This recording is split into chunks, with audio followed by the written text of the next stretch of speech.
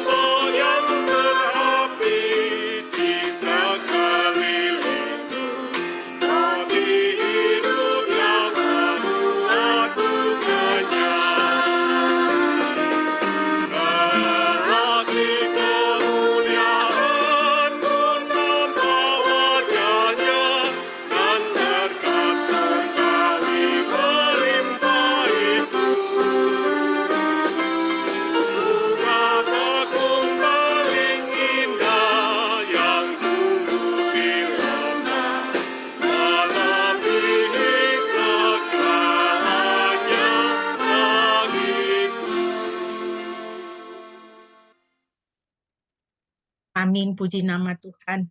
Mari Bapak Ibu yang dikasihi Tuhan, kita mengarahkan hati kepada Tuhan. Kita mau mentadbiskan ibadah kita pada pagi hari ini. Kekasih-kekasih Tuhan, ibadah kita pada pagi hari ini hanya boleh jadi di dalam nama Tuhan Tritunggal yang Kudus, Bapa, Putra, dan Roh Kudus. Kasih setianya menyertai kita sekalian. Haleluya.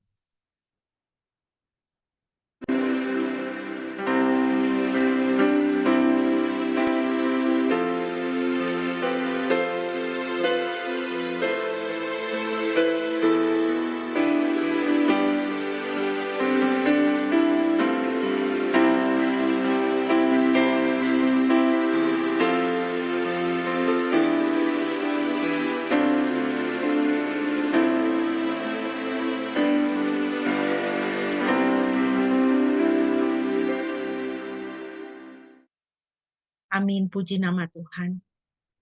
Firman Tuhan yang melandasi ibadah kita pada pagi hari ini terambil dari Efesus pasal 5 ayat 15 sampai dengan ayat yang ke-17. Saya akan membacakan Efesus pasal 5 ayat 15 sampai dengan ayatnya yang ke-17, demikian firman Tuhan. Karena itu, perhatikanlah dengan seksama bagaimana kamu hidup. Janganlah seperti orang bebal, tetapi seperti orang arif. Dan pergunakanlah waktu yang ada, karena hari-hari ini adalah jahat. Sebab itu, janganlah kamu bodoh, tetapi usahakanlah supaya kamu mengerti kehendak Tuhan. Bapak Ibu yang dikasihi Tuhan, firman Tuhan ini mengingatkan kita supaya kita memperhatikan baik-baik bagaimana cara hidup kita sebagai anak-anak Tuhan, sebagai pengikut Kristus. Kita harus hidup dengan bijaksana seperti orang arif, dikatakan di dalam ayat yang ke-15, mempergunakan waktu yang ada dengan sebaik-baiknya dan berusaha supaya kita mengerti kehendak Tuhan. Biarlah firman Tuhan ini boleh menjadi penyemangat di dalam kehidupan kekristenan kita. Karena kehidupan kekristenan adalah kehidupan yang aktif, kehidupan kerohanian yang aktif. Aktif bersungguh-sungguh kepada Tuhan. Apalagi jika kita melihat tanda-tanda zaman, kita bisa mengetahui, kita bisa melihat bahwa kedatangan Kristus sudah dekat. Marilah kita hidup sebaik-baiknya di hadapan Tuhan, hidup bersungguh-sungguh kepada Tuhan. Mari kita bersama-sama akan bermazmur dari Mazmur 37 ayat 1 sampai dengan ayat yang ke-11 sebagai bagian dari pembacaan, sebagai bagian dari pujian kita kepada Tuhan. Mazmur 37 ayat 1 sampai 11. Minta Shine untuk bisa memimpin pembacaan bagi kita.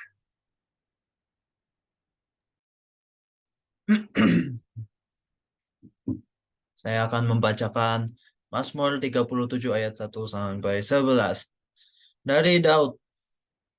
Janganlah marah karena orang yang berbuat jahat. Jangan iri hati terhadap orang yang mengerjakan ketidakadilan. Karena mereka segera dipotong bagaikan rumput dan layu bagaikan tumbuh-tumbuhan yang hijau. Percayalah kepada Yahweh dan lakukanlah yang baik. Tinggallah di negeri dan berlakulah setia. Bergembiralah dalam Yahweh, dan Dia akan memberikan kepadamu keinginan hatimu. Serahkanlah jalan hidupmu kepada Yahweh dan percayalah kepadanya. Maka Dia akan bertindak. Dia akan memunculkan kebenaranmu seperti terang dan keadilanmu seperti siang hari. Beristirahatlah di dalam Yahweh dan teguhkanlah dirimu. Karenanya, jangan marah pada diri sendiri karena orang yang sukses hidupnya maupun yang melakukan tipu daya. Menjauhlah dari amarah dan berhentilah dari kekeramanmu, sebab hal itu dapat membawamu melakukan kejahatan. Sebab para pelaku kejahatan akan dilenyapkan, tetapi barang siapa yang menanti-nantikan Yahweh akan mewarisi bumi. Dan sedikit waktu lagi, maka orang fasik musnah. Ya, dan engkau akan mencari tempatnya dan tidak ditemukan. Namun orang-orang yang lembut hatinya akan mewarisi bumi dan akan bergembira dalam kelimpahan damai sejahtera. Puji nama Tuhan. Amin. Terima kasih, Shine. Puji nama Tuhan. Bapak Ibu yang dikasihi Tuhan, kita akan merenungkan firman Tuhan. Dan untuk mempersiapkan diri, mari kita menaikkan lagu Mari Kita Teduhkan Hati sebagai doa kita di hadapan Tuhan.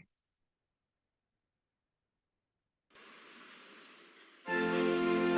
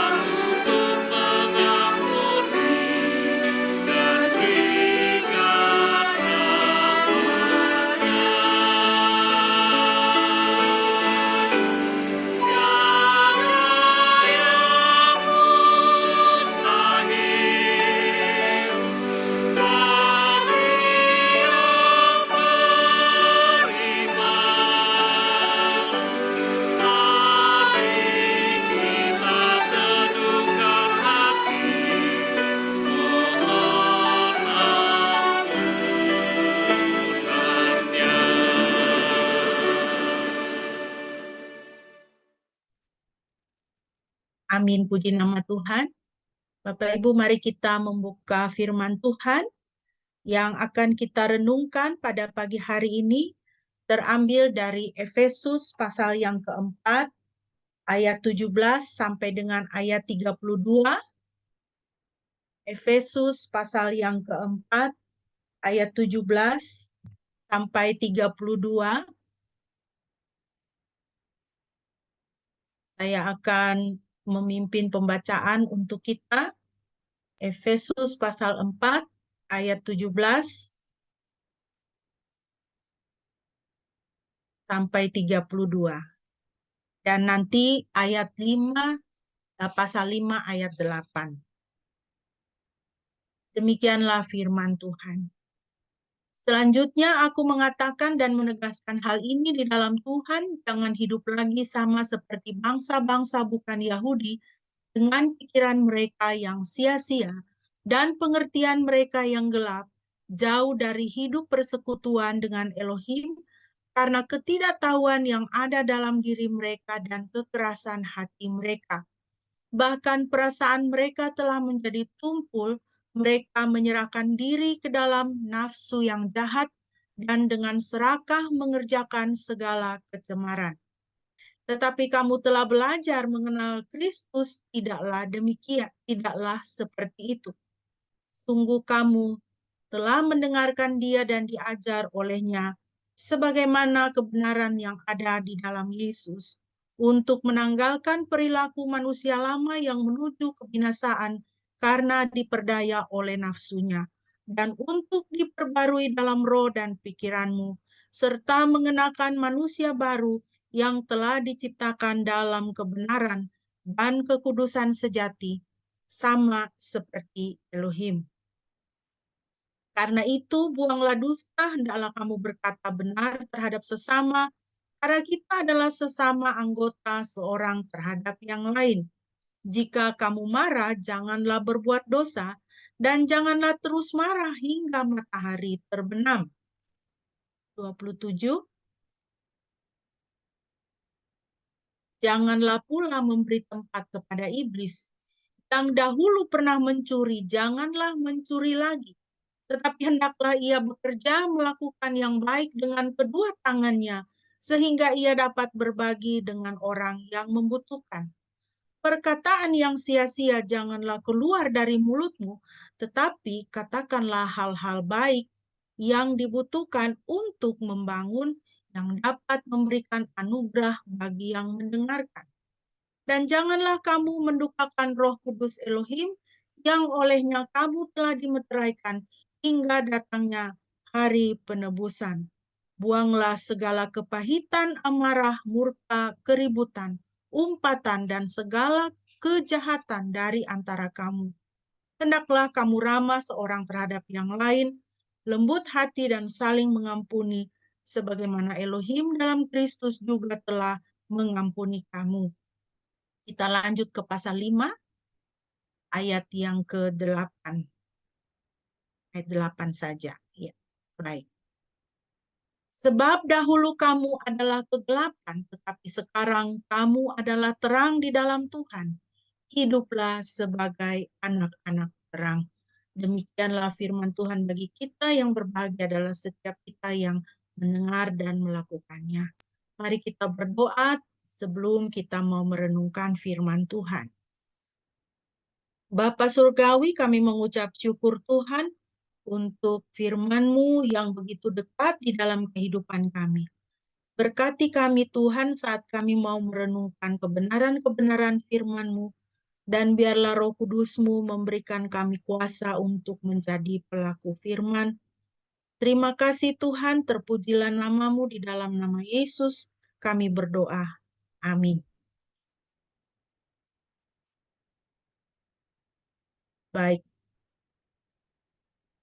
Bapak Ibu yang dikasihi Tuhan, sesuai dengan perikop yang sudah kita baca tadi dari Efesus pasal 4 ayat 17 sampai 32 dan pasal 5 ayat 8, saya memberi tema mengenai untuk perenungan kita ini adalah hidup di dalam Kristus. Tema dan perenungan ini pada pagi hari ini masih merupakan bagian dari topik kita yang dalam beberapa minggu terakhir ini kita pelajari, yaitu biblical healing. Biblical healing atau pemulihan yang diajarkan atau berdasarkan kepada Alkitab itu harus membawa orang kemudian hidup di dalam Kristus. Jadi, jika kita mengalami sakit penyakit yang mempunyai akar spiritual, yang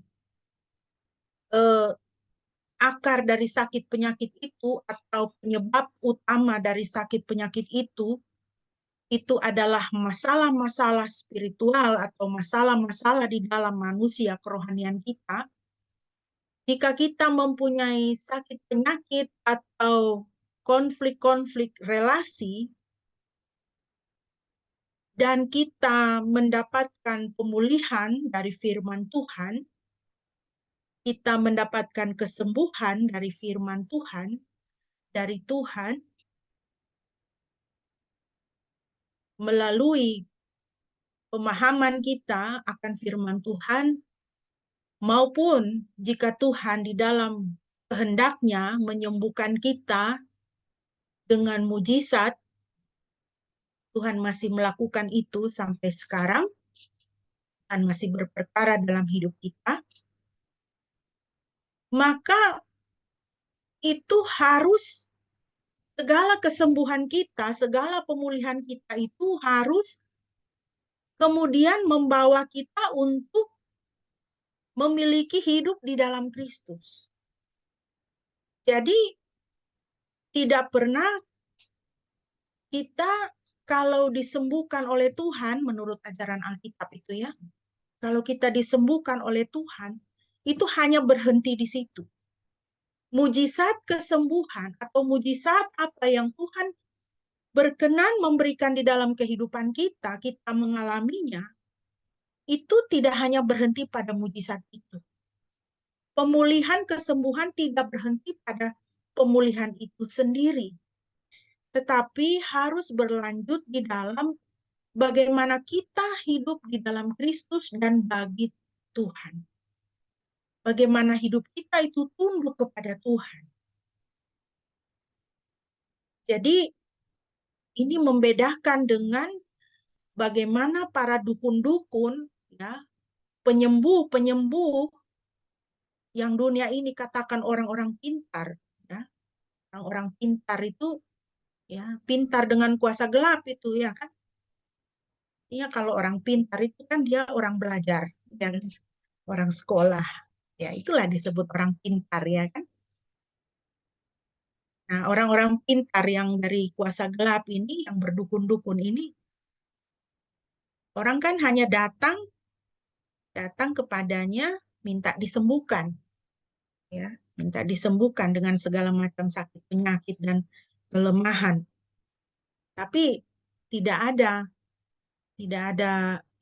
hidup bagi Tuhan, itu tidak ada. Nah, jadi Bapak Ibu yang dikasihi Tuhan, ketika kita mempelajari firman Tuhan, ketika kita mempelajari Alkitab, itu kita selalu akan ditarik kepada Tuhan. Ditarik kepada Tuhan. Ketika kita dipulihkan, kita mengalami pemulihan, kita harus kembali kepada Tuhan. Hidup kita harus menjadi lebih baik daripada yang kemarin-kemarin. Yang tadinya hidup di dalam dosa, sekarang tidak boleh lagi hidup di dalam dosa. Berulang kali kalau kita lihat contohnya seperti di dalam Alkitab, di dalam peristiwa-peristiwa ketika Tuhan Yesus melakukan kesembuhan, melakukan pemulihan bagi orang-orang yang sakit. atau orang-orang yang datang kepada Tuhan dalam keadaan dia itu dikategorikan sebagai orang berdosa misalnya seperti itu ya. Tuhan menyembuhkan mereka, lalu Tuhan katakan apa? Pergilah dan jangan berbuat dosa lagi. Jadi Alkitab tidak berhenti pada hal materi, pada hal fisik, materi yang berkecukupan, berkelimpahan, fisik yang sehat, tidak sakit, ya. Tetapi manusia roh Tuhan itu sangat tertarik kepada manusia roh kita. Tuhan Yesus mati di atas kayu salib bukan untuk membuat kita menjadi orang yang lebih kaya. Bukan semata-mata supaya kita menjadi lebih sehat. Bukan supaya kita semata-mata lebih aman, ya, lebih mendapatkan perlindungan security di dalam kehidupan kita. Tetapi supaya kita hidup di dalam Dia. Manusia roh kita dan juga jiwa tubuh kita itu hidup di dalam Kristus. Bapak Ibu yang dikasihi Tuhan, tadi di awal saya sudah menyampaikan sesuai dengan nats pembimbing kita bahwa kehidupan kekristenan adalah kehidupan yang aktif. Kehidupan yang aktif. Aktif hidup rohani. Sungguh-sungguh aktif hidup rohani. Jadi kita tidak bisa menjadi orang Kristen itu hanya sekedar beragama begitu ya. Pokoknya hari Minggu ke gereja. Ya pokoknya kalau ditanya kamu Lebaran atau Natalan, saya Natalan begitu. Tidak hanya bisa berhenti di situ saja. Kehidupan kekristenan itu bukan hanya sekedar ada status di KTP, ada keterangan diri kita. Tetapi kehidupan kekristenan itu aktif hidup rohani. Jadi kalau ada orang Kristen yang belum atau tidak aktif kehidupan kerohaniannya, sesungguhnya sebenarnya dia belum menjadi orang Kristen. Ya, belum menjadi orang Kristen, dia tidak menjadi orang Kristen. Kristen itu hanya agama bagi dia, hanya tempelan saja, tapi manusianya itu bukan manusia Kristen. Rohnya itu, roh jiwa dan tubuhnya itu belum Kristen, belum mengikut Kristus. Ya. Nah, tadi kita membaca di dalam Efesus pasal 7 ayat 17 sampai 32. Dalam ayat 17 sampai 19, kita melihat bahwa di situ hidup aktif, ya, aktif hidup rohani itu harus ada di dalam kehidupan kita sebagai perbedaan dengan dunia. Jadi sebagai pembeda kita dengan dunia ini. Kutegaskan kepadamu, jangan hidup seperti bangsa-bangsa yang tidak mengenal Elohim, ayat 17. Efesus pasal 4 ya, bukan pasal 7. Efesus pasal 4. Jadi kalau kita tidak sungguh-sungguh aktif hidup rohani, walaupun kita beragama Kristen, tapi kita itu sama dengan bangsa-bangsa yang tidak mengenal Tuhan. Sama dengan bangsa-bangsa, sama dengan orang-orang yang tidak menyembah Yesus. Jadi perlu itu aktif hidup rohani itu sebagai pembeda. Kita ini berbeda dengan dunia ini. Saya sangat senang membaca Yohanes 17 itu, doa Yesus untuk para murid itu ya. Sebelum Tuhan Yesus memasuki masa-masa sengsaranya menuju ke kayu salib. Tuhan Yesus berdoa, Tuhan Yesus mendoakan kita. Dia berkata di dalam doanya kepada Tuhan Bapa, dia bilang, Bapa, Mereka ini bukan dari dunia ini, karena mereka percaya kepadaku. Peliharalah mereka di dalam namamu yang kudus. Itu ayat yang sangat saya jaga di dalam hati saya. Kita ini bukan dari dalam dunia ini lagi, walaupun kita masih ada di dalam dunia ini. We do not belong again, ya. Kita bukan milik dunia ini lagi. Kita milik Tuhan. Kita ini berbeda. Dan yang indah Tuhan Yesus katakan adalah apa? Kita dipelihara. Kita di dalam dunia ini, kita dipelihara, kita dijaga oleh Bapa. Dan yang kedua, Bapak Ibu yang dikasihi Tuhan, mengapa kita harus sungguh-sungguh aktif hidup rohani dalam Efesus 4, 20, 22? Karena sudah mengenal Kristus. Tetapi kamu bukan demikian, karena kamu telah mendengar tentang Dia dan menerima pengajaran di dalam Dia. Kalau kita sudah mengenal Kristus, sudah mendapatkan pengajaran mengenai Tuhan, sudah mendapatkan pengajaran mengenai kebenaran-kebenaran nilai-nilai hidup surgawi, sudah kenal, sudah tahu siapa Yesus itu, maka ada tanggung jawab bagi kita untuk sungguh-sungguh aktif hidup rohani.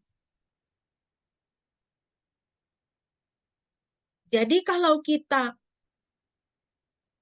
sudah bergereja, sudah ikut kesasi, sudah sidi, ya kan? Ya kalau ikut kesasi, ikut sidi kan pasti sudah baptis ya. Baptis waktu masih kanak-kanak atau mungkin sudah waktu dewasa baru bertobat jadi baptis dewasa mungkin ya. Jadi sudah ikut kesasi, sudah sidi, sudah bergereja. Lah kok masih pacaran sama orang yang tidak seiman itu nggak kena gitu ya. Nggak kena itu. Nggak nyambung itu. Malah kemudian menikah sama orang yang tidak seiman. Sudah baptis, sudah sidi, ya, sudah kesasi, sudah sidi. Tetapi masih apa? Kalau sakit pergi ke alternatif, pergi ke dukun, masih berjudi, ya, masih mabok, ya, mulutnya masih jahat, ya, gaya berpikirnya masih seperti gaya duniawi, ya. Nah, itu nggak kena, itu nggak nyambung. Nah, pengenalannya akan Kristus itu diragukan. Berarti hanya beragama saja. Belum sungguh-sungguh dia itu mengenal Kristus. Orang kalau sudah mengenal Kristus, tidak akan dia meninggalkan Yesus. Tidak akan. Orang kalau sudah mengenal Kristus, tidak akan dia nikah beda agama. Orang yang kalau sudah dia mengenal Kristus, tidak gampang-gampang dia tergiur dengan materi. Menjual Tuhan demi jabatan. Tidak akan. Tapi kalau ada orang Kristen yang meninggalkan Kristus, berhenti bergereja, tidak ke gereja, ya, tidak beribadah, jangan-jangan dia itu belum kenal Kristus. Dia hanya beragama Kristen saja. Tapi dia itu belum hidup bagi Tuhan. Manusia rohaninya itu mati. Mati. Karena dia hidup secara dunia. Kalau orang sudah mengenal Kristus, jatuh cinta sama Tuhan, itu pasti dia akan setia. Setia dalam kehidupannya kepada Kristus. Tuhan Yesus sudah memberikan perumpamaan dengan mutiara itu ya kan. Orang itu kalau kerja di ladang, dia menggali di tengah-tengah ladang yang kering, dia dapat mutiara misalnya ya. Dia dapat mutiara yang berharga. Dia sudah tidak peduli yang lain-lain lagi. Ini akan jaga mutiara ini. Kita kalau sudah mengenal Kristus, kita itu hati kita itu akan selalu, aduh, saya cinta Tuhan, saya mau apa yang bisa saya buat untuk Tuhan. Apa saya berikan buat Tuhan. Dia tidak pikir yang lain-lain lagi. Ya.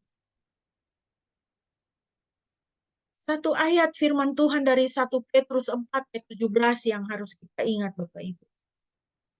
Sebab inilah saatnya penghakiman dimulai pertama-tama dari bait Elohim. Jika penghakiman dimulai dari kita, bagaimana akhirnya dengan mereka yang tidak percaya kepada Injil Elohim? Saya baca sekali lagi bagian A.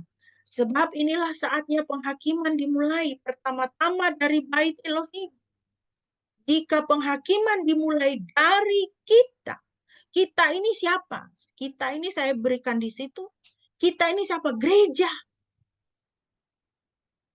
Ketika Tuhan Yesus datang kedua kali sebagai raja dan sebagai hakim dan akan melaksanakan penghakiman, yang pertama dihakimi, 1 Petrus 4:17 katakan apa? Kita. Bait Elohim, rumah Tuhan, gereja Tuhan. Belakangan ini kan apa namanya? Ya, gereja itu di Indonesia sangat digoncangkan dengan adanya perdebatan ya, dengan adanya statement, dengan adanya pemikiran bahkan dari hamba Tuhan yang sangat ternama di Indonesia ya, yang mengatakan bahwa Yesus itu bukan juru selamat. Sehingga kemudian hamba-hamba Tuhan, gereja, sekolah-sekolah Alkitab mengadakan seminar, mengadakan counter ya. Karena itu berbahaya sekali ya. Itu satu pelanggaran terhadap ya, inti daripada keimanan kita. Bagaimana seorang hamba Tuhan bisa mengatakan bahwa Yesus itu bukan juru selamat?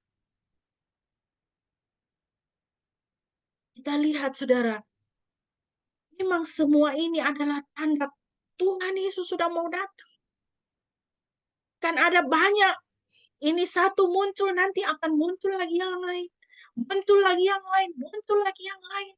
Kesesatan demi kesesatan akan muncul. Sehingga kita harus sungguh-sungguh mengenal firman Tuhan. Harus sungguh-sungguh kenal.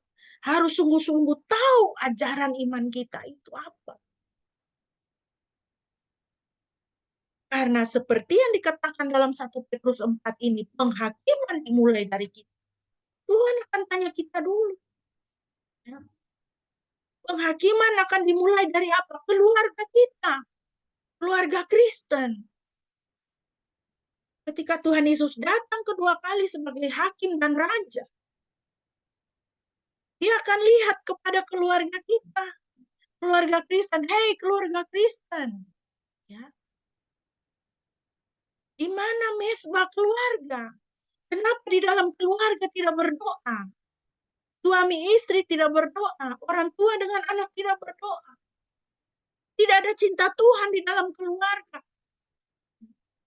Namanya keluarga Kristen, tapi gaya hidupnya gaya hidup duniawi. Tidak pernah orang tua berbicara tentang firman Tuhan kepada anak. Tidak pernah orang tua mengajarkan atau gaya parentingnya itu gaya Alkitab. Enggak. Tidak menghidupkan dan tidak menghidupi nilai-nilai kekristenan di dalam keluarga. Akhirnya apa kita lihat? Banyak keluarga Kristen berantakan ya kan? Kacau balau. Kalaupun tidak kacau balau, tenang-tenang saja, tapi sama sekali tidak rohani. Hati-hati Bapak Ibu yang dikasihi Tuhan, keluarga-keluarga Kristen. Penghakiman dimulai dari kita, firman Tuhan katakan. Dan penghakiman dimulai dari kita. Kita ini siapa? Orang percaya, saudara dan saya. Hamba Tuhan itu lebih dulu lagi. Iya kan? Hamba Tuhan itu lebih dulu lagi. Saudara dan saya, kita akan dihakimi duluan. Ya. Tuhan akan bertanya, apa yang sudah kau lakukan dengan semua fasilitas yang saya berikan kepadamu? Apa yang sudah kau lakukan dengan waktu yang saya berikan kepadamu selama kau ada di dalam dunia ini?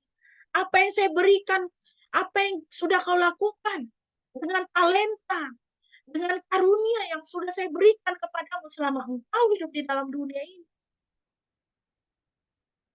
Tuhan akan tanya sama kita. Dan kita akan menghadap tahtanya untuk mempertanggungjawabkan semua ini. Apakah kita termasuk hamba yang mendaya gunakan sehingga apa yang Tuhan berikan kepada kita itu semakin berkembang, bertambah, atau apa yang ada pada kita justru semakin lama semakin menyusut. Sama seperti hamba yang dikasih satu keping itu kan, dia tidak mengembangkan. Dia timbun saja di tanah, dia tidak peduli. Jadi ketika Tuhan itu datang, dia bilang, ini saya kembalikan, kau cuma kasih saya satu keping, saya kembalikanlah kepadamu. Dia tidak buat apa-apa. Makanya tuannya itu kan menjadi marah kepadanya. Jangan kita hidup itu menyia-nyiakan apa yang ada pada kita, yang Tuhan sudah berikan. Jangan kita sia-siakan.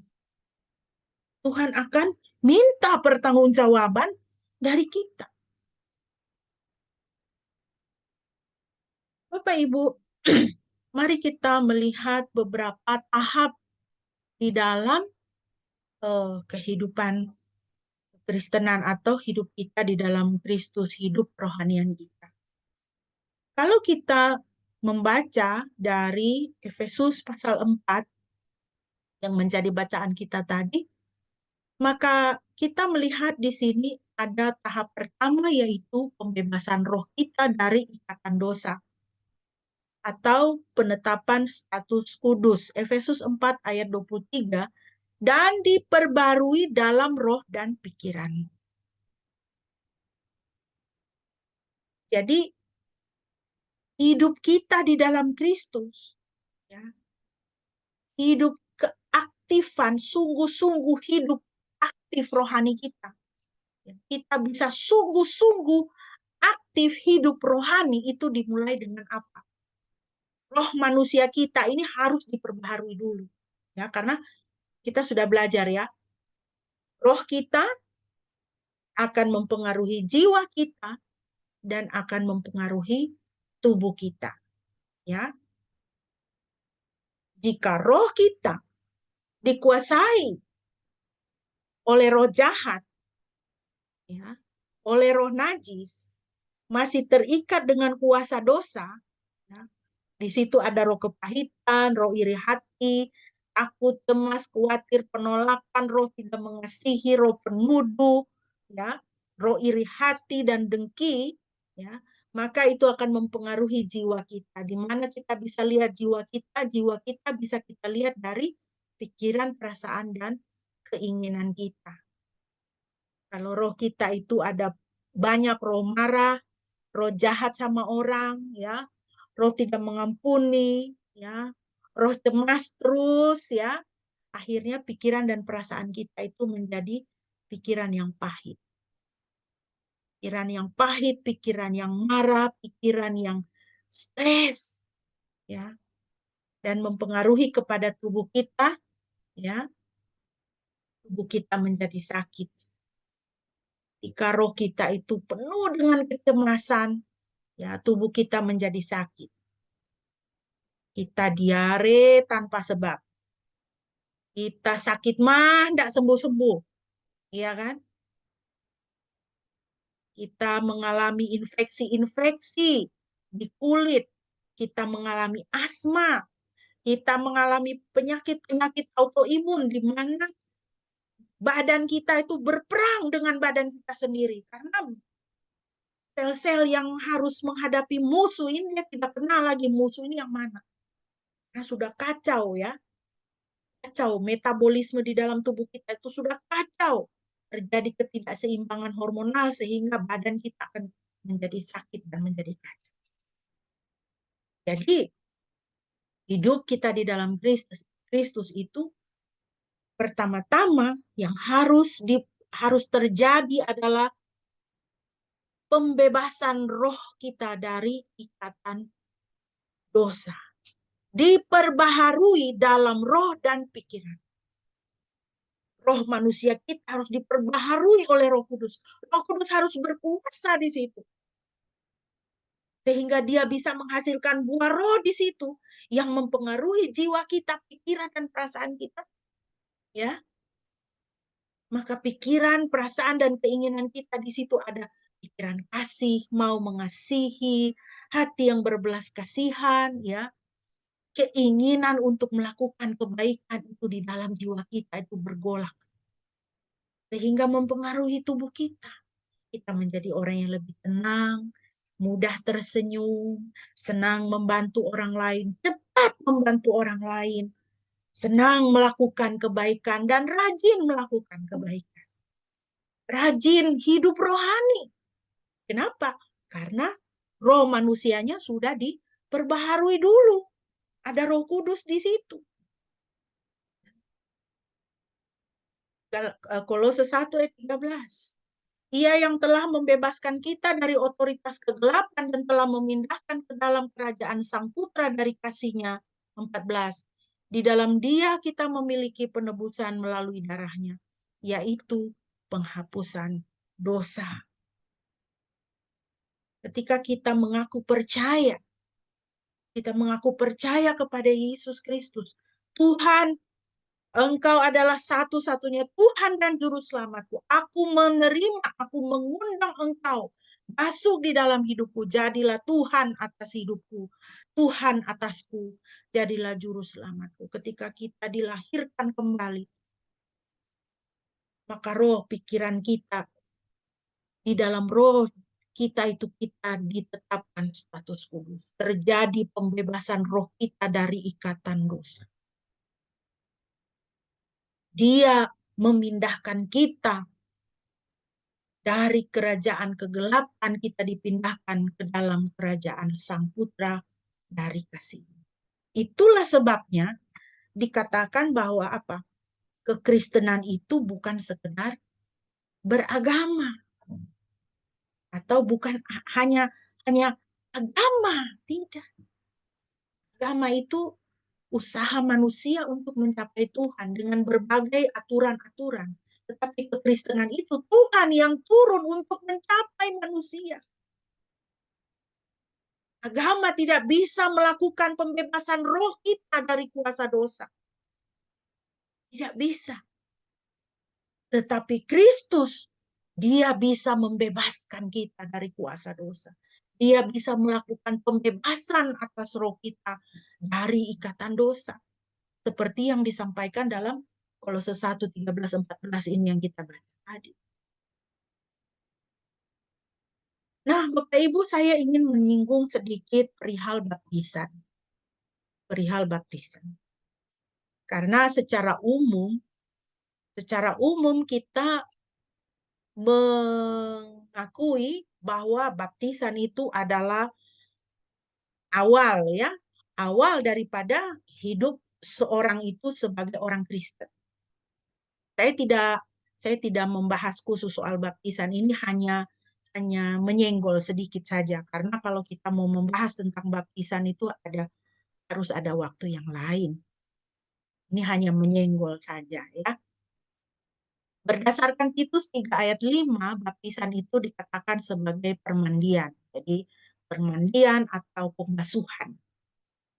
Jika seorang itu dibaptis, dia itu dibasuh, gitu ya, dipermandikan. Nah, bahasa kita seperti itu.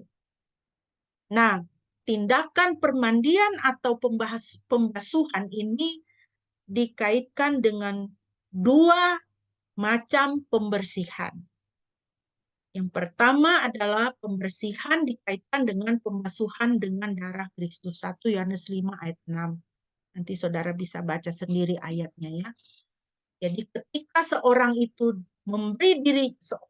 dia mengaku percaya dengan mulutnya kepada Yesus Kristus, dia memberi diri dibaptis. Karena itu sesuai dengan amanat dari Tuhan Yesus. Ya. Kita mengaku percaya dengan mulut, lalu kita harus memberi diri dibaptis, amanat agung. Tuhan memerintahkan kita untuk apa? Baptislah semua orang, jadikanlah semua orang muridku. Tuhan Yesus katakan, ya.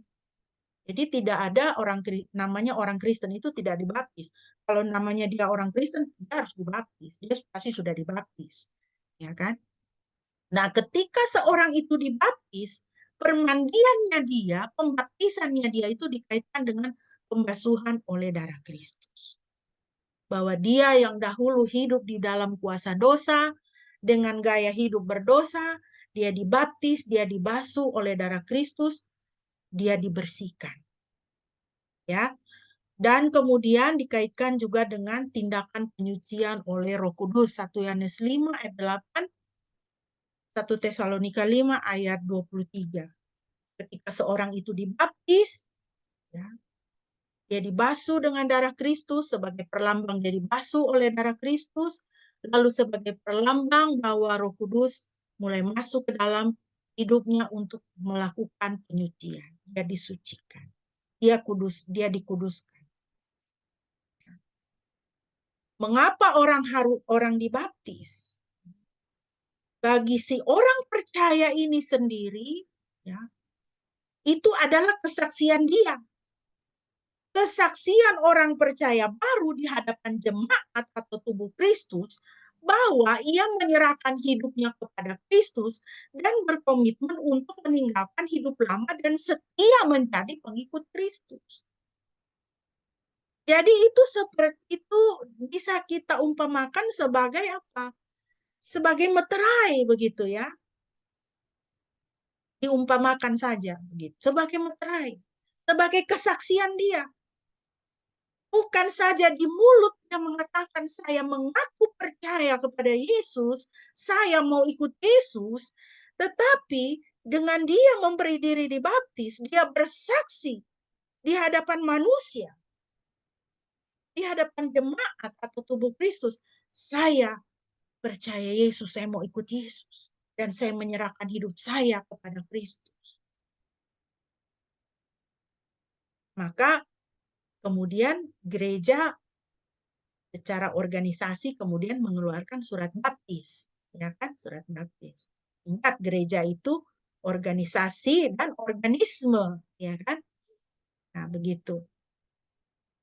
Kalau orang cuma omong saja, saya percaya Yesus, tapi dia tidak dibaptis, ya. Ini pertanggungjawaban ucapannya ini bagaimana? Dari mana kita gereja atau tubuh Kristus, ya, jemaat ini tahu bahwa oh dia ini orang percaya memang. Kalau dia cuma omong saja, bagaimana? Pembuktiannya mana? Pembuktiannya mana? Dan kalau dia memberi diri dibaptis, dia bersaksi di depan jemaat, dia memberikan pertanggungjawabannya kepada jemaat, ingatnya. Jadi dia mengikat dirinya kepada gereja. Kau kan sudah dibaptis. Kenapa kau masih ikut agama lain? Kenapa kamu masih mempraktekkan agama-agama lain? Nah, begitu, ya kan? Kenapa kamu tidak mempraktekkan ajaran Kristus? Kenapa kamu tidak hidup di dalam Kristus? Itu jemaat bisa tanya. Ya. Dan dia harus memberikan pertanggungjawabannya kepada jemaat Tuhan. Nah, tentu dalam hal ini juga kepada Tuhan, ya kan, sudah dibaptis kok masih gaya hidup duniawi, ya gitu. Sudah dibaptis tapi kok tidak meninggalkan hidup yang lama, masih berjudi, masih sabung ayam, ya gitu. Masih tidak hidup rohani. Jadi secara status rohani, ya, ketika kita mengaku percaya kepada Kristus, kita menyerahkan hidup kita kepada Kristus. Ketika kita berlutut dan kita katakan, Tuhan Yesus masuklah dalam hidup saya. Status kita secara rohani itu, ya, status kita secara rohani itu sudah ditetapkan sebagai kudus. Orang yang dikuduskan oleh darah Kristus. Itu terjadi di dalam alam roh, ya kan? Yang tahu itu saudara dan Tuhan saja. Ketika saudara berdoa menerima Yesus secara pribadi, tetapi dengan saudara kita memberi diri kita dibaptis, saudara memproklamirkan kepada dunia, kepada jemaat Tuhan, Saudara adalah pengikut Kristus dan saudara berkomitmen untuk ikut Yesus. Harus kita ingat, saudara, firman Tuhan katakan apa? Jika kamu, Tuhan Yesus loh yang bilang, jika kamu malu mengakui aku di hadapan manusia, maka aku akan malu mengakui kamu di hadapan Bapa.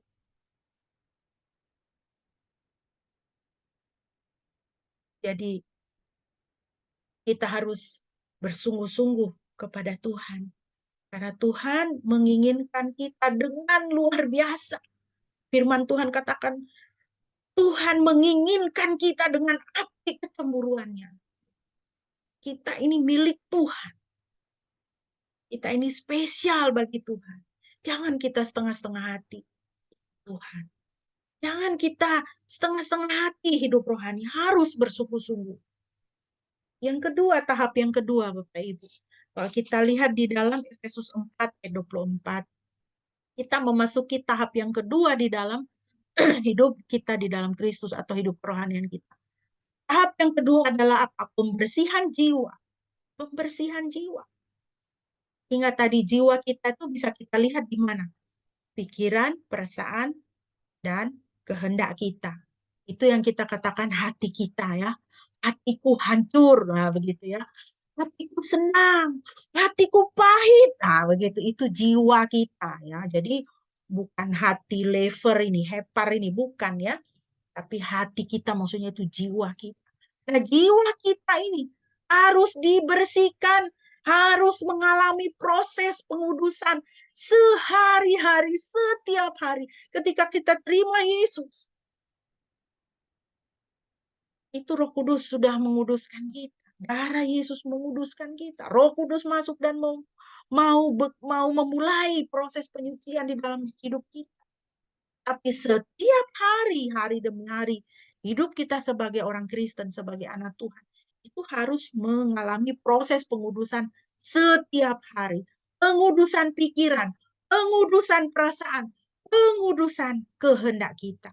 Jadi kalau kita bangun pagi, jangan kita berdoa itu cuma langsung, Tuhan berkati kegiatan saya begini-begini, tolong lancarkan saya begini-begini, tolong jaga saya mau keluar kota, tolong jaga rumah saya supaya jangan kemasukan pencuri.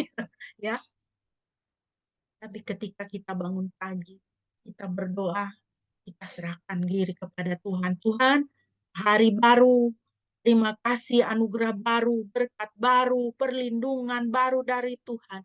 Saya serahkan hidup saya kepada Tuhan. Tuhan, hari ini pikiran, perasaan, kehendak saya, Roh Kudus, tolong saya supaya diproses. Hari ini pikiran, perasaan, kehendak saya mau menjadi pikiran yang kudus, perasaan kudus, kehendak yang kudus. Efesus 4:24, serta mengenakan manusia baru yang telah diciptakan di dalam kebenaran dan kekudusan yang sejati, sama seperti Elohim. Mengenakan manusia baru. Itu setiap hari. Setiap hari. Kenapa? Karena setiap hari pikiran kita ini akan mendapatkan cobaan, ya kan, untuk berpikir jahat. Lihat orang yang penuh dengan kelemahan, yang lebih kurang dari kita, pikiran kita sudah langsung, lihat itu satu sudah datang, aduh, nah, itu harus dikuduskan itu pikirannya. Ketika ada orang yang apa namanya menjahati kita atau menyakiti kita, perasaan kita ini harus dikuduskan. Pasti kita akan emosi, kita akan marah begitu ya. Nah, itu langsung kita, Roh Kudus, saya marah tapi janganlah membiarkan ini menjadi kepahitan. Saya kecewa tapi saya tidak mau menjadi kepahitan, dalam nama Yesus. Roh Kudus, kuduskan perasaan saya. Rasanya mau, aduh kemarin ini ya, dia bikin apa sama saya ini ya, jahat dia sama saya. Coba ini sebentar ini apa, saya mau buat apa ini sama dia ini. Saya balas dulu, itu kehendak harus dikuduskan. Itu Roh Kudus harus Tuhan Roh Kudus. Tuhan Roh Kudus pimpin kehendak saya. Dia kemarin sudah menyakiti saya, Tuhan. Tapi hari ini Tuhan, pimpin kehendak saya akan tetap berbuat baik sama dia. Ini setiap hari, iya kan saudara? Setiap hari. Setiap hari harus kita jalani. Itu. Jadi Bapak Ibu, yang penting yang harus kita perhatikan di sini adalah apa? Di dalam proses pengudusan setiap hari, ini harus kita jaga betul. Yang pertama, pelajari firman Tuhan dan gaya hidup baru yang rohani. Ya, tidak bisa kita kita apa itu memasuki proses pengudusan sehari-hari kalau kita tidak berpegang kepada firman Tuhan dan kita mulai belajar dan kita mulai menerapkan gaya hidup baru yang rohani. Dan kita harus menjadikan firman Tuhan sebagai standar hidup dan cermin diri kita. Kalau menghadapi situasi seperti ini, Tuhan bikin apa ya? Apa ya yang dikatakan oleh firman Tuhan ya kalau situasi seperti ini? Kalau ada teman yang menjahati saya, apa firman Tuhan bilang? Oh, firman Tuhan bilang harus mengampuni. Oh, firman Tuhan katakan, jangan membalas kejahatan dengan kejahatan, tapi balas dengan kebaikan. Itu harus kemudian kita ingat dan kita jadikan standar hidup kita. Dan yang ketiga adalah apa? Menertibkan pikiran, perasaan, dan keinginan. Nah, itu ditertibkan. Harus ditertibkan. Kuncinya adalah ketekunan dan tunduk kepada pimpinan Roh Kudus. Harus tunduk. Aduh, rasanya mau saya pukul. Rasanya saya mau banting apa begitu ya kan? Tidak, tapi Tuhan, saya mau tunduk Tuhan pada pimpinan Roh. Angkat kemarahan ini Tuhan. Angkat kemarahan ini dari hati saya Tuhan, dari pikiran saya. Kasih saya hati kasih Tuhan. Nah, itu baru bisa, Saudara. Jadi kita harus menertibkan dan ini tidak mudah, ya. Dan ini tidak mudah. Saya kalau diminta orang untuk pelayanan untuk tengking-tengking orang, ya, atau saya diminta pelayanan untuk mengkonseling orang, ya, dalam konseling saya bilang, konseling ini tidak bisa, kita cuma ketemu 1-2 kali, lalu selesai kita berdoa. Ya. Tapi apa yang saya sampaikan, petunjuk-petunjuk hidup baru yang saya sampaikan kepadamu, langkah-langkah yang saya sampaikan kepadamu, kau harus buat, kau harus lakukan. Kalau kau sudah dipulihkan, kalau kau sudah disembuhkan, kau tidak hidup rohani, kau akan sakit lagi. Masalahmu akan datang lagi. Ya, firman Tuhan jelas. Iblis yang sudah diusir itu dan pergi mengembara. Dia pergi mengembara ke padang gurun. Lalu dia lihat, dia kembali, dia cari rumah, dia tidak dapat tempat tinggal. Dia lihat, ini rumah yang tadi dia diusir ini. Oh, rumah sudah bersih, bagus. Lalu apa firman Tuhan katakan? Dia bawa lagi 7 temannya yang lebih jahat daripada dia untuk masuk. Masuk. Ini rumah sudah bersih. Jadi kalau kita sudah dipulihkan Tuhan, kita sudah belajar firman Tuhan, ya kita tidak hidup, kita tidak tertibkan pikiran, perasaan, keinginan, itu ada iblis jahat dan 7 teman-teman yang lebih jahat lagi daripada dia akan masuk dalam hidup kita dan hidup kita akan lebih kacau daripada sebelumnya. Jadi kalau saudara tanya sama saya, kalau saudara tidak mau hidup tertib sesuai firman Tuhan, lebih baik saudara tidak usah dikonseling, ya, supaya setannya cuma satu, ya, supaya setannya cuma satu. Kalau setannya 8 kan repot, gitu. Ini kasarnya begitu ya, minta maaf begitu. Harus tertib, harus tertib.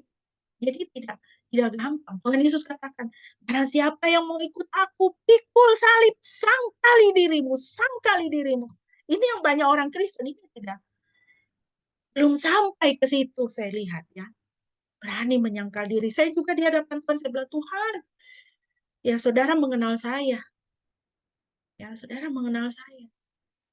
Saya bukan orang yang sempurna. Dan saya di hadapan Tuhan, saya bilang, Tuhan, saya tuh mau. Itu mau Tuhan. Saya juga terus berproses dalam kehidupan saya secara pribadi. Apalagi saya sebagai hamba Tuhan. Tanggung jawab ini terlalu berat, besar. Karena apa? Penumpangan pengurapan Tuhan atas kepala saya ini. saudara. Dan ketika Tuhan mengangkat kita sebagai anaknya, ada tangan Tuhan di atas kepala kita, saudara. Kita harus sungguh-sungguh takut akan Tuhan. Nah, sikap kita kepada Tuhan itu seharusnya seperti ini, saudara. Sujud kita kepada Tuhan. Bapa, kehendak-Mu lah yang jadi. Jangan kehendakku. Ya, kehendak Tuhan jadi, jangan kehendakku. Kalau kehendak saya itu mau marah, Bapa. Tapi Bapa, kehendak-Mu yang jadi. Kehendak-Mu Bapa adalah apa? Saya mengasihi, saya mengampuni. Kehendak-Mu lah yang jadi dalam hidup saya. Kehendak saya, aduh saya itu mager Tuhan, saya di rumah aja lah. Tapi kehendak Tuhan, Engkau, Bapa, kehendak-Mu lah yang jadi. Kehendak Tuhan apa? Supaya saya menjadi kabar Injil, menyampaikan kabar baik, menegur dosa, menunjukkan jalan. Hei, Yesus adalah jalan keselamatan, jalan dan kebenaran dan hidup. Kau tidak menerima Dia, kau ada di bawah penghukuman. Bapa, kehendak-Mu lah yang jadi. Tapi orang Kristen modern tuh sikapnya kan kayak gini ya.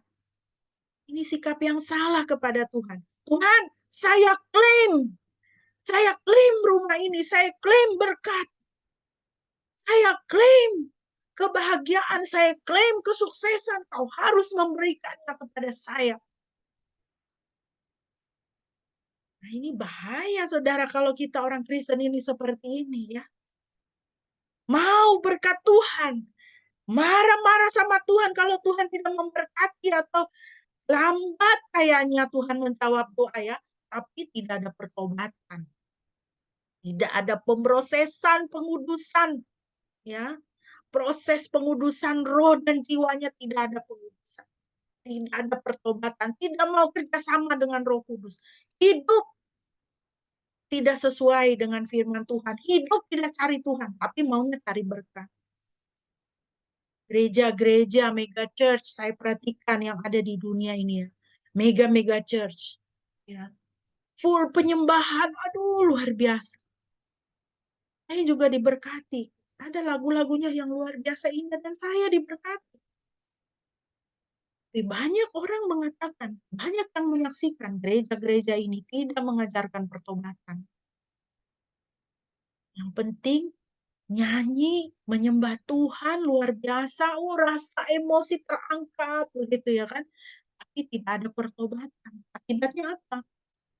Kita dengar dan kita tahu tuh ada satu mega church yang luar biasa ya, booming di antara orang-orang muda.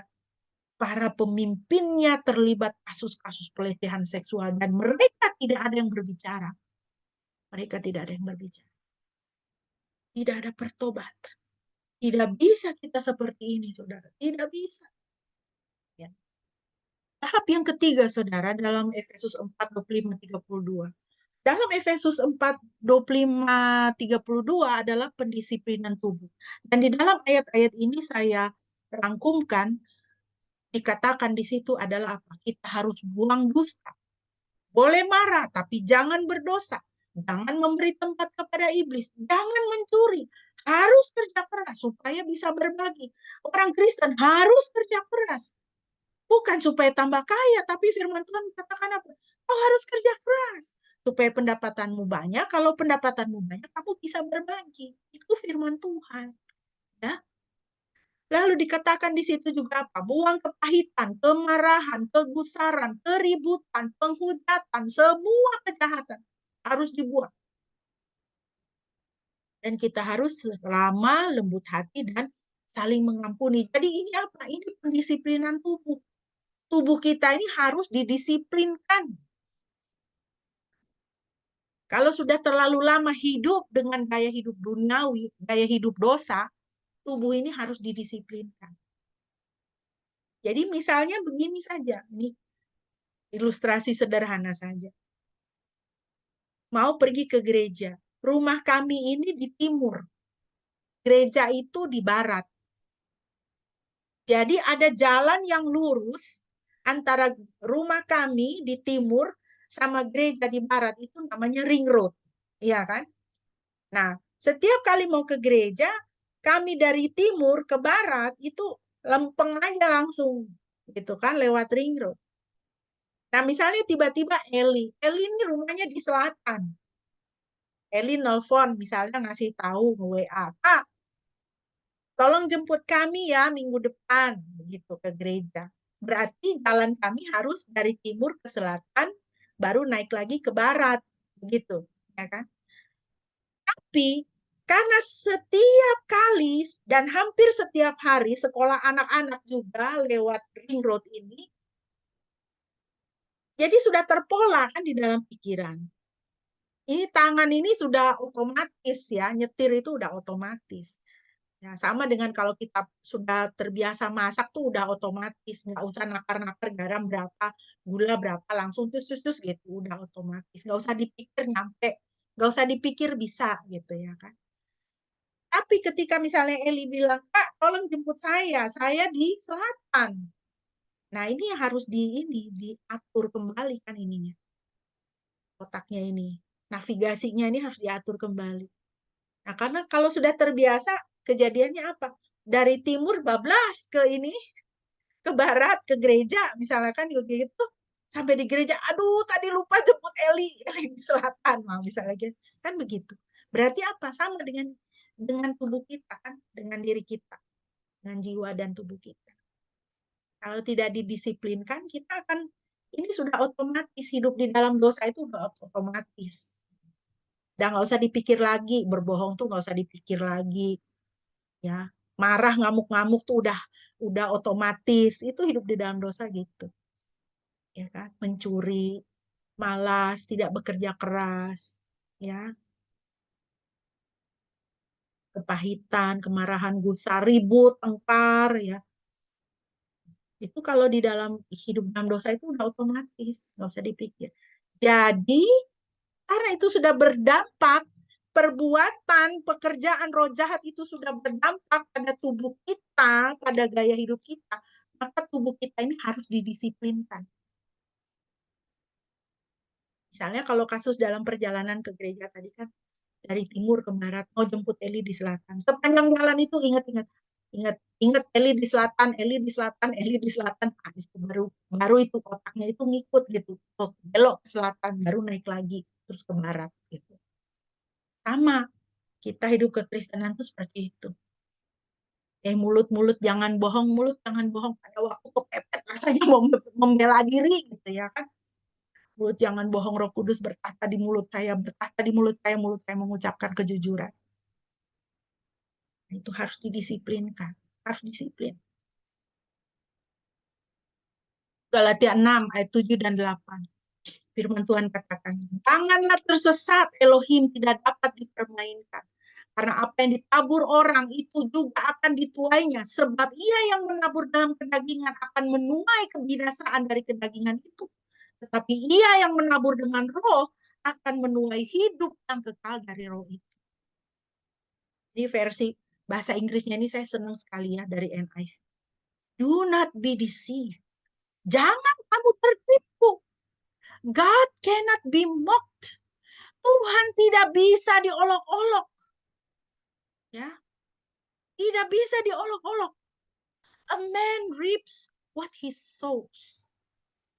Orang akan menuai apa yang dia tabur.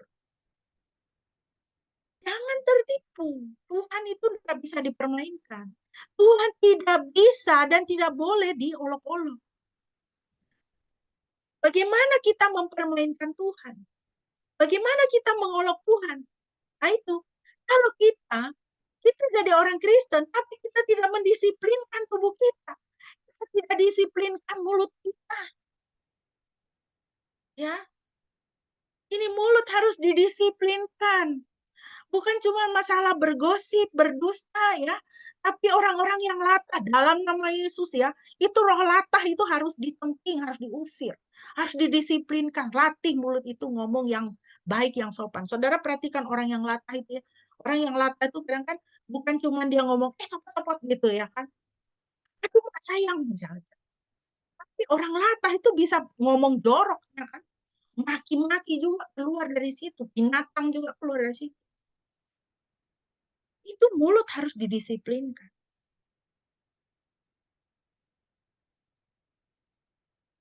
Kemalasan kita itu harus dibuang. Harus rajin bekerja firman Tuhan.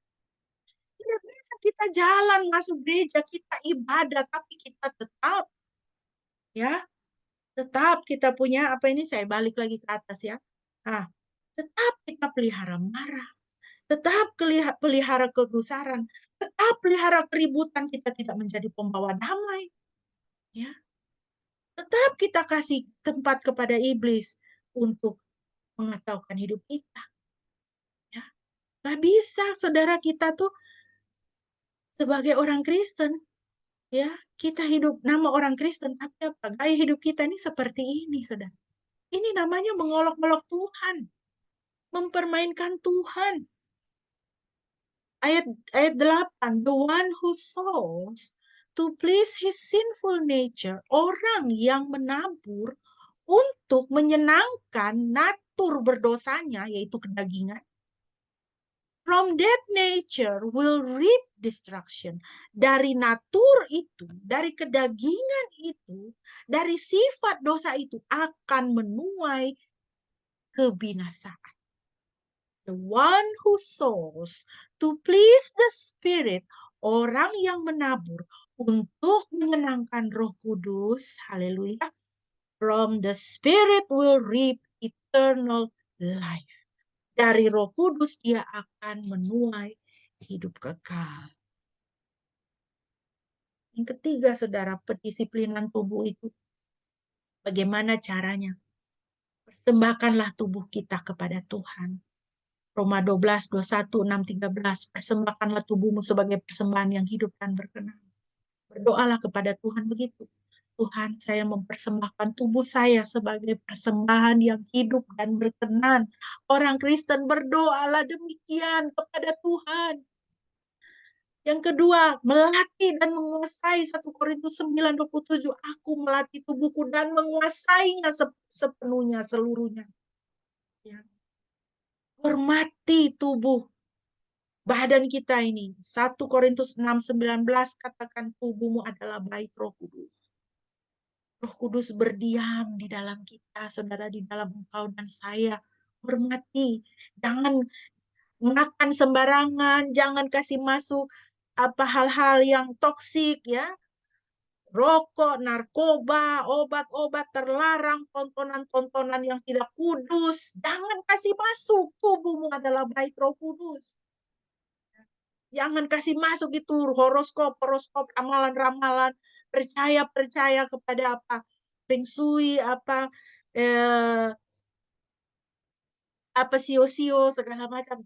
Hormati tubuhmu, Roh Kudus diam di dalam dirimu, saudara. Jangan kasih masuk racun, kenajisan ke dalam tubuhmu, ke dalam pikiranmu. Muliakan Tuhan, 1 Korintus 6 ayat 20. Muliakan Tuhan dengan tubuhmu. Sebab kamu telah dibeli dan harganya telah lunas dibayar. Harganya, harga saudara dan saya adalah darah Kristus Tuhan Sang Putra sendiri. Yang keempat, kita akan dimurnikan. Dalam kehidupan kerohanian kita, kita akan dimurnikan. Melalui apa? Kebenaran firman Tuhan.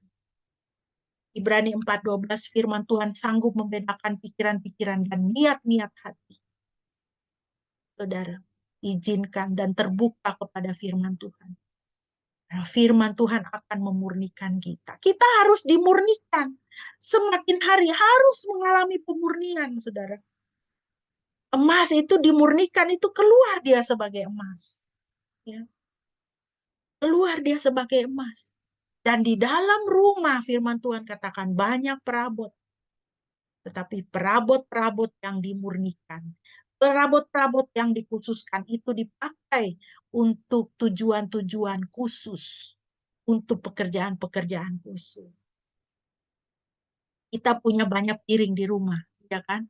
Ada piring rinso, ada ada piring rinso, ada piring cantik. Piring rinso kita pakai, piring kaleng kita pakai untuk makan kita. Tapi kalau ada tamu kan kita tidak kasih keluar piring kaleng.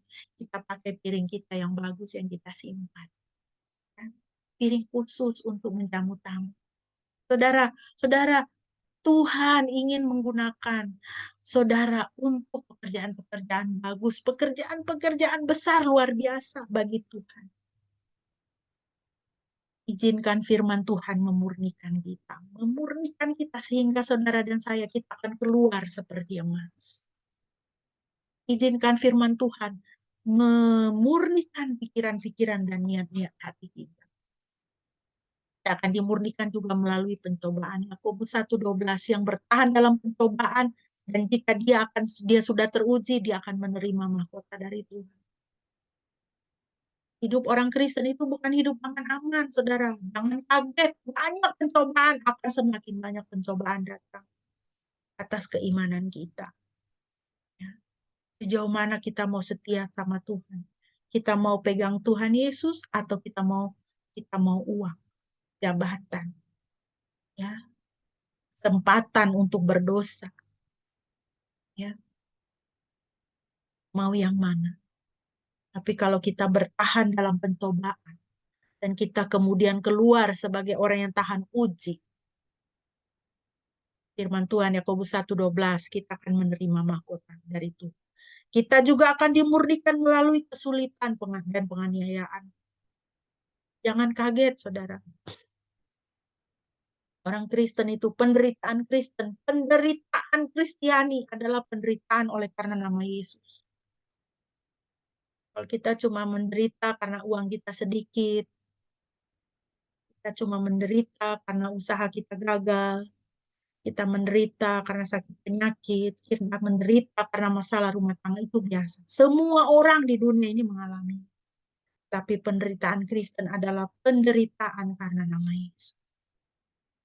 Kita belum pernah menderita karena nama Yesus, kita belum menderita, saudara. 1 Petrus 4:12-13. Penganiayaan, kesulitan akan datang sebagai ujian. Bersukacitalah sesuai bagian yang kamu dapat dalam penderitaan Kristus. Ketika kita harus menderita oleh karena nama Yesus, bersukacita. Bersukacita. Ketika rumah-rumah ibadah, gereja-gereja ditutup, bersukacitalah. Ambil bagian dalam penderitaan Kristus. Karena itu akan memurnikan kita. Ini ada satu pujian. Saudara, waktu saya masih kecil, saudara, saya masih SD. Guru sekolah minggu saya yang pertama adalah bapak dan mama saya, orang tua saya. Bapak saya itu tentara. Bayangkan tentara ini mengajar sekolah minggu. Jadi ini lagu yang diajarkan saya SD kelas 1. Coba sekarang ini guru sekolah minggu ya. Ngajar anak SD kelas 1 dunia dalam rawa payah ini bisa. Anak-anak mungkin tidak tertarik. Tapi kalau ini lagu yang diajarkan oleh bapak saya sebagai guru sekolah minggu saya pada waktu itu. Dunia dalam rawa payah, berjuang terus. Injil Kristen manakah cahaya, Injil kudus. Biar dalam gelap gulita bergemilang terang berita. Satu saja Tuhan kita sang penebus. Di daerah waktu ayah saya ditugaskan waktu itu, memang itu rawa payah. Dan gereja mengalami penganiayaan yang ya kesulitan lah. Orang Kristen itu tidak mendapatkan tempat untuk memakamkan orang Kristen. Kubur di rawa. Nanti kalau air pasang naik, itu peti mati itu naik. Besok pagi kita buka pintu, peti mati di depan rumah kita. Rawa payah, jalan tidak ada aspal. Pakai sabut kelapa itu jalan itu. Ayah saya harus mendatangkan romo dari Pekanbaru untuk melayani saudara-saudara kita yang Katolik. Sekolah minggu di mana? Sekolah minggu di rumah kami. Nah, rumah tentara kan. Itu adalah pemurnian. Itu pemurnian bagi gereja Tuhan. Tidak apa-apa. Tidak apa-apa, bersukacita. Bersukacita. Justru di dalam kesulitan, ya, pujian ini mengatakan, hai Kristen, mana cahaya Injil Kudus? Kita harus bersinar di situ. Biar di dalam gelap gulita bergemilang terang berita, satu saja Tuhan kita, Sang Penebus. Harus seperti itu. Orang Kristen, anak Tuhan harus begitu. Yang terakhir, saudara, sebagai penutup, di dalam hidup kekristenan kita, pada akhirnya kita akan menerima mahkota. Wahyu 21 ayat 7, 22, 12, 22, 13. Siapa yang menang, dia akan mewarisi segala sesuatu dan aku akan menjadi Elohim baginya dan dia akan menjadi anak bagiku. Siapa yang menang? Orang yang menang artinya apa? Orang yang pergi perang dulu, ya kan? Orang yang bertanding dulu, lalu dia menang. Kalau nggak pernah perang, nggak pernah bertanding, nggak bisa. Ya kan? Nggak bisa jadi pemenang. Dan siapa yang menang, dia akan mewarisi segala sesuatu. Orang Kristen kalau tidak pernah bertanding, tidak pernah perang rohani ya, tidak menang. Dia tidak pernah mendisiplinkan tubuhnya, tidak pernah mendisiplinkan, itu kan perang buat dia. Iya kan? Mendisiplinkan pikiran, perasaan, keinginan, itu perang, saudara. Kalau kita tidak pernah berperang, tidak pernah mendisiplinkan, kita tidak pernah hidup rohani, bagaimana mau menang? Kalau tidak menang, tidak mewarisi segala sesuatu. Dan lihatlah aku datang segera dan upahku ada bersamaku untuk membalaskan kepada setiap orang sesuai dengan pekerjaannya. Aku datang segera, firman Tuhan. Tuhan sudah mau datang dan dia membawa upah. Dan upahku ada bersamaku untuk membalaskan kepada setiap orang sesuai dengan pekerjaannya. 22:13, akulah Alfa dan Omega, permulaan dan penghabisan, yang pertama dan yang terakhir. Kiranya saudara ini adalah pemandangan yang akan kita lihat di surga, saudara. Ketika kita bertemu dengan Tuhan Yesus kekasih kita. Lalu dia katakan, masuklah ke dalam kebahagiaan, hai hambaku yang baik dan setia. Dan dia memberikan upah kepada kita. Dan dia memberikan mahkota ke atas kepala kita. Saya sangat merindukan hal ini dan saya rindu. Ini akan terjadi untuk saudara juga. Maranatha, datanglah, ya Tuhan Yesus. Kiranya saudara diberkati. Amin. Haleluya. Mari kita akan menaikkan doa respon kepada firman Tuhan dan doa sapa. Mari kita, ada yang mau didoakan? Ya, tidak ada, kita berdoa secara umum ya. Baik, mari kita tunduk kepala, kita berdoa. Haleluya, terpujilah namamu Bapa, terima kasih Tuhan. Engkau Tuhan yang sungguh luar biasa, terpujilah Engkau Tuhan, Engkau yang maha kasih, maha dahsyat. Engkau sungguh Tuhan dahsyat, luar biasa di atas segala sesuatu Tuhan. Terima kasih untuk firman-Mu Tuhan, kiranya terus boleh terpatri di dalam kehidupan kami Tuhan. Berkatilah jemaat-Mu Tuhan pada pagi hari ini yang telah mengikuti perenungan firman Tuhan. Biarlah hidup mereka semakin diberkati, semakin rohani, semakin indah bagi Tuhan di hadapan Tuhan, dan semakin menjadi berkat bagi manusia. Terima kasih Tuhan, terpuji-puji nama-Mu Tuhan. Bapak, kami berdoa untuk bangsa dan negara kami Tuhan dalam tahun politik ini Tuhan, menuju pemilihan presiden dan pilkada tahun depan.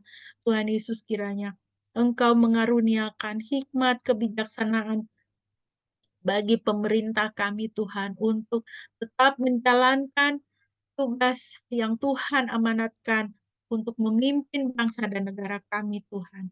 Biarlah kedamaian, keamanan, keadilan, sejahtera semuanya boleh berlaku, boleh memerintah di dalam bangsa dan negara kami, Tuhan. Berkati Bapak Presiden sampai pemimpin-pemimpin pemerintahan di tingkat daerah, tingkat RT. Tuhan berkati Tuhan. Biarlah sungguh-sungguh dapat mengambil dan melaksanakan jalan-jalan yang lurus, perintah-perintah yang benar, pimpinan-pimpinan yang benar, yang takut akan Tuhan. Biarlah Tuhan berikan mereka hati nurani yang senantiasa bersih, yang memilih kebenaran daripada kejahatan. Terima kasih Tuhan, ampunilah dosa-dosa bangsa kami, begitu banyak Tuhan kejahatan di dalam bangsa ini Tuhan yang kami lakukan. Kengerian setiap kali kami melihat berita Tuhan, begitu jahatnya Tuhan. Tuhan ampunilah kami Tuhan. Biarlah tangan pengasihan Tuhan ada atas kami, juga atas gerejamu Tuhan. Berkatilah gereja di Indonesia Tuhan. Berkati PGI, berkati sinode kami Gekindo Tuhan. Di dalam melayani Tuhan di negara ini Tuhan. Biarlah kami boleh menjadi pendoa syafaat bagi bangsa ini Tuhan. Mendoakan bangsa ini terus di hadapan-Mu Tuhan. Setia kepada firman-Mu Tuhan. Setia kepada Tuhan Yesus Kristus Tuhan dan Juru Selamat. Terima kasih Tuhan, berkati hamba-hamba Tuhan supaya setia kepada firman Tuhan, mimbar-mimbar memperkatakan firman Tuhan dengan bertanggung jawab. Jemaat hidup dengan firman Tuhan yang benar dalam kehidupan mereka supaya mereka boleh sungguh-sungguh diberkati. Terima kasih Bapak. Kembali kami menyerahkan setiap kami yang ada di sini Tuhan, anak-anak-Mu Tuhan, berkati kami Tuhan, ampuni kami Tuhan, tolong kami Tuhan. Setiap kami yang adalah ibu rumah tangga, yang kepala keluarga, yang bekerja di toko, yang berwira swasta, yang mengajar, yang bekerja di rumah sakit sebagai dokter, sebagai tenaga kesehatan, anak-anak kami, mahasiswa, SD, SMP, SMA, Tuhan berkati masa depan studi mereka, pimpin mereka Tuhan. Jamalah keluarga-keluarga kami Tuhan, biarlah Engkau berkuasa atas rumah tangga Kristen Tuhan, rumah tangga Kristen, keluarga Kristen dimurnikan, kami anak-anak Tuhan dimurnikan. Hidup lebih indah lagi bagi Tuhan Yesus, sungguh-sungguh aktif rohani. Terima kasih Bapa di dalam surga. Kami sungguh mengucap syukur. Kami alaskan doa kami ini hanya di dalam nama Tuhan Yesus yang sudah mengajarkan kami berdoa demikian. Bapa kami yang di surga, dikuduskanlah namamu. Datanglah kerajaanmu, jadilah kehendakmu di bumi seperti di surga. Berikanlah kami pada hari ini makanan kami yang secukupnya. Dan ampunilah kami akan kesalahan kami, seperti kami juga mengampuni orang yang bersalah kepada kami. Dan janganlah membawa kami ke dalam pencobaan, tetapi lepaskanlah kami daripada yang jahat. Karena Engkau yang punya kerajaan dan kuasa dan kemuliaan sampai selama-lamanya. Amin. Saudara, mari kita mengucapkan pengakuan iman kita. Aku percaya kepada Elohim yang Maha Kuasa, Khalik langit dan bumi, dan kepada Yesus Kristus, Putra Bapa yang tunggal Tuhan kita, yang dikandung dari Roh Kudus, lahir dari anak darah Maria, yang menderita sengsara di bawah pemerintahan Pontius Pilatus, disalibkan, mati, dan dikuburkan, turun ke dalam kerajaan maut.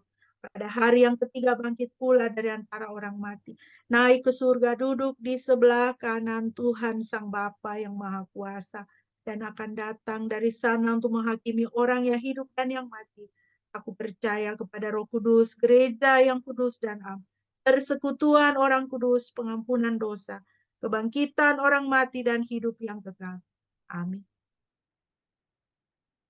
Bapak Ibu, kita akan mengakhiri ibadah kita pada pagi hari ini. Mari kita akan menaikkan pujian dari Kidung Jemaat 402, Ku Perlukan Juru Selamat. Kita akan memasuki bulan yang baru, minggu yang baru di hadapan kita. Kita mau katakan, Tuhan, aku memerlukan Engkau ya Juru Selamat.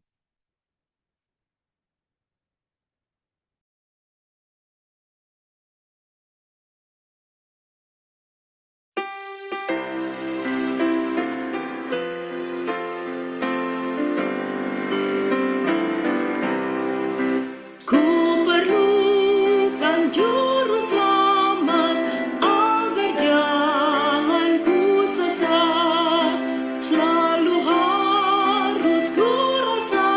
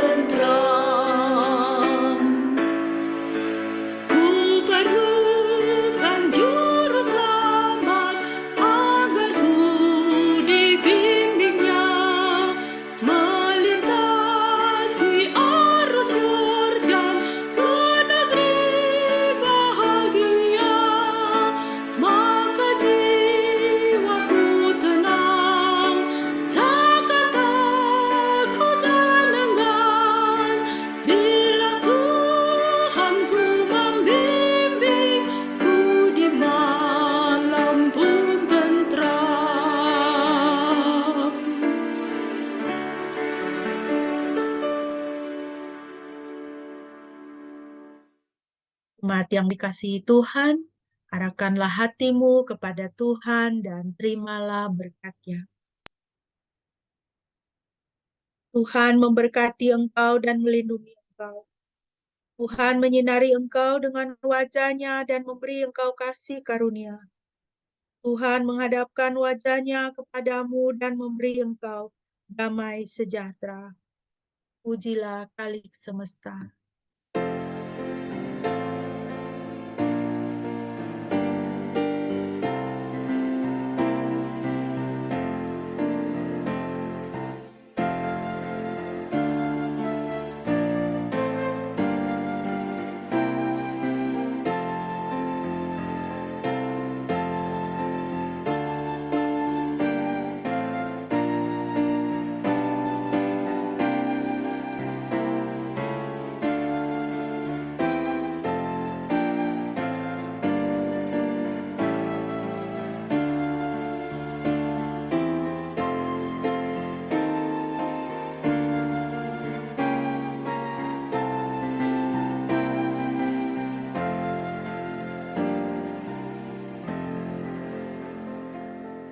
Amin.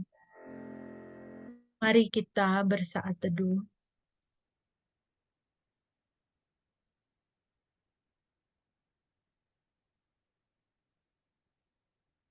Amin. Demikian Bapak Ibu, ibadah kita pada pagi hari ini telah selesai. Terima kasih atas kehadiran dan partisipasinya. Terima kasih untuk persembahan dan perpuluhan. Tuhan kiranya memberkati Bapak Ibu dan sekalian berlimpah-limpah. Sebagai pengumuman, minggu depan kita akan memasuki bulan yang baru dan minggu depan berarti hari Minggu tanggal 6 Agustus ya, puji Tuhan. Berarti minggu depan ibadah kita akan disertai dengan perjamuan kudus awal bulan supaya Bapak Ibu dan Saudara bisa mempersiapkan diri dalam hari-hari ini.